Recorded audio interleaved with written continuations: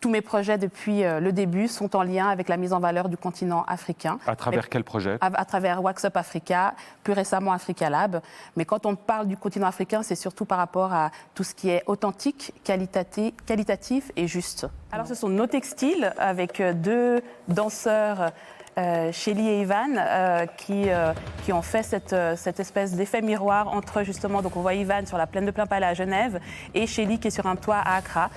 C'était cette perspective mise en scène par rapport au textile et au regard qu'on peut avoir entre le continent africain et le continent européen. Et justement, cette question, est-ce que c'est sincère? Est-ce que ça a un sens? Vous nous disiez, Perrine, aussi, l'importance finalement. Et c'est là où je veux revenir. Il y a la question de l'authenticité qui est primordiale.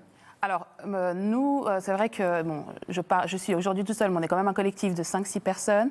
On a commencé il y a 10 ans. Il faut savoir qu'il y a 10 ans, on disait à quelqu'un « portez conscient », il ne comprenait pas de quoi on lui parlait. Donc nous, on a vu cette mode arriver, mais vraiment, cette mode, la mode végane, la mode attention à la planète, etc., mais qui est devenue vraiment reprise par les grosses boîtes. Et je pense qu'il y a beaucoup de greenwashing. En même temps, c'est peut-être le moment où les esprits sont ouverts pour faire passer des messages, mais il faut être hyper vigilant parce qu'il y a un peu de tout actuellement. Alors justement. Porter conscient. Donc nous, c'était un peu cette idée de conscientiser les gens sur ce qu'ils portaient. Donc il n'y avait pas forcément un impact tout de suite écologique ou social, mais c'était vraiment une idée de se dire... Qu'est-ce que je porte? Qu'est-ce que je porte? C'est-à-dire quoi? D'où ça vient? Exactement. C'était beaucoup de la sensibilisation.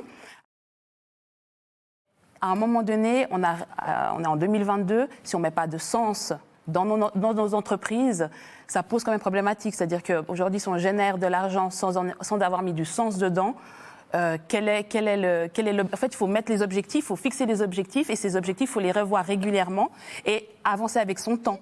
Mais utiliser le fait de créer de l'emploi, d'être créatif, pour renverser la tendance, pour, dans le cas de Perrine, de se dire, tiens, on va essayer de faire en sorte de rendre conscient des personnes sur ce qu'ils portent, et puis comme ça, les personnes consommeront différemment, achèteront différemment.